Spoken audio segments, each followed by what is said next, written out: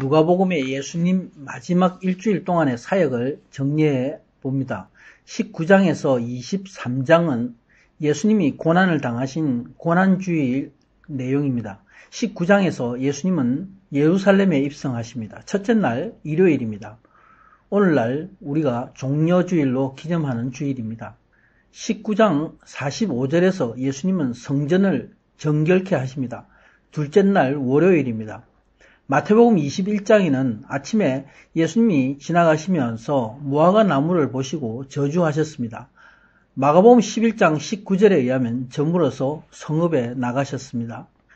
20장에서 21장은 예루살렘에서 셋째 날 화요일에 일어난 일들입니다.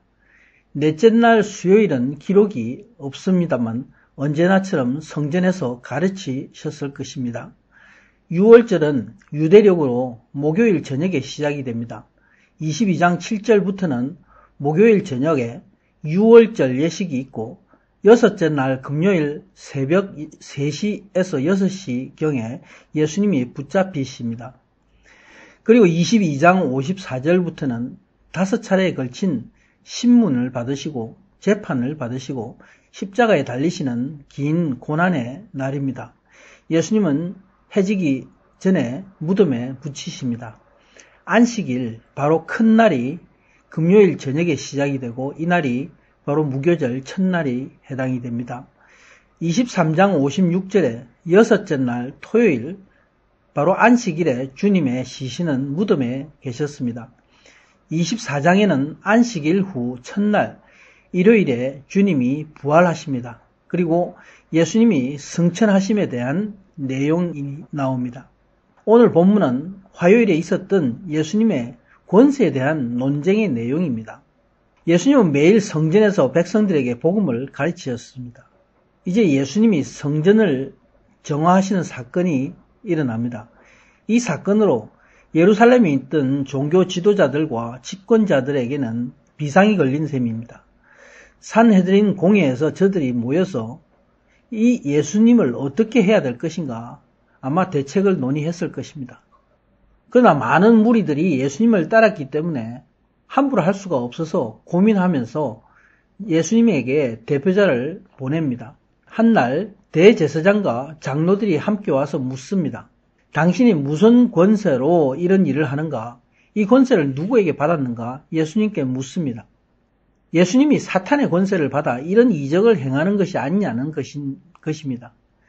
마태복음 12장 2절에 바리새인들은 말 못하는 자를 고치신 예수님을 향해서 저가 귀신의 왕 바알세불의 힘을 입어서 귀신을 쫓아낸다 말했습니다.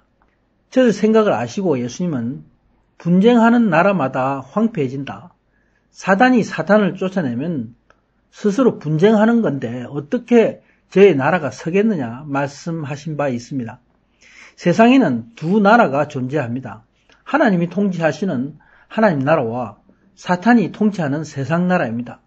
두 나라에 오직 전쟁이 있을 뿐이기 때문입니다.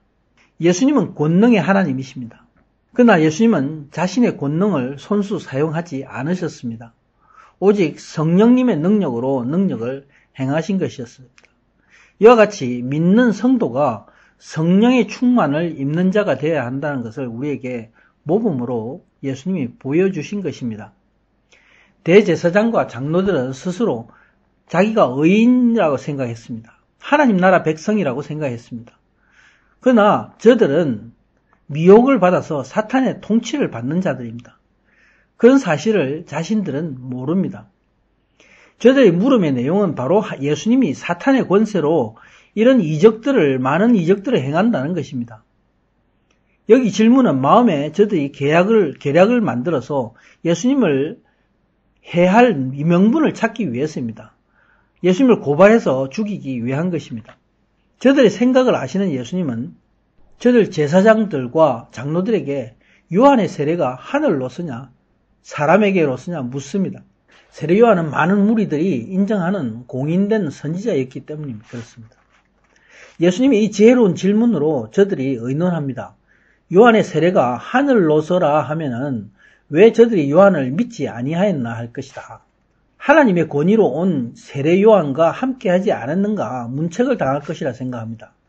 또 그 세례가 사람에게로서라 하면 선지자로 존경받는 세례 요한 선지자로 인해서 저들이 돌로 맞을 것이다. 그래서 두려워합니다. 저들의 대답은 알지 못한다였습니다. 이에 예수님은 나도 무슨 권세로 이런 일을 하는지 이르지 않겠다 말씀하십니다. 예수님은 대답하지 않으시므로 자신이 메시아이심을 증거하신 것입니다. 곧 논쟁할 가치가 없는 것이었죠. 실제로 저들은 아무런 말도 할 수 없었습니다. 저들이 예수님께 더 묻지 못한 것은 저들의 영적인 무지를 또한 스스로 인정하고 싶지 않아서인 것입니다. 예수님이 행하신 권세는 바로 하나님의 권세입니다. 예수님은 하나님이시기 때문에 그렇습니다. 그러나 예수님은 자신이 무슨 권세로 하는지 너에게 이르지 아니하리라 말씀하셨습니다. 믿지 않는 자에게는 어떤 대답을 한다고 해도 진리를 알 수 있는 방법이 없습니다. 예수님은 하나님의 권세를 가지셨지만 그 권세를 사용하지 않으셨습니다. 예수님은 오직 하나님 아버지의 뜻을 물으시고 그 뜻대로 행하셨습니다. 누가복음 11장에 예수님이 말 못하는 자를 고치신 후에 바리새인들을 향해서 두 나라가 같이 설 수 없음을 설명하셨습니다. 이때 무리 중에 한 여인이 예수님의 권능을 칭송합니다. 이 여인에게 예수님이 오직 하나님의 말씀을 듣고 지키는 자가 복이 있다 가르친 바 있습니다. 예수님은 이 땅에서 자기 권능으로 사역하지 않으셨습니다. 스스로 하나님이신 권세를 내려놓고 포기하셨습니다. 오히려 사람의 몸으로 오신 사람의 연약한 모습을 그대로 우리에게 보여주셨습니다.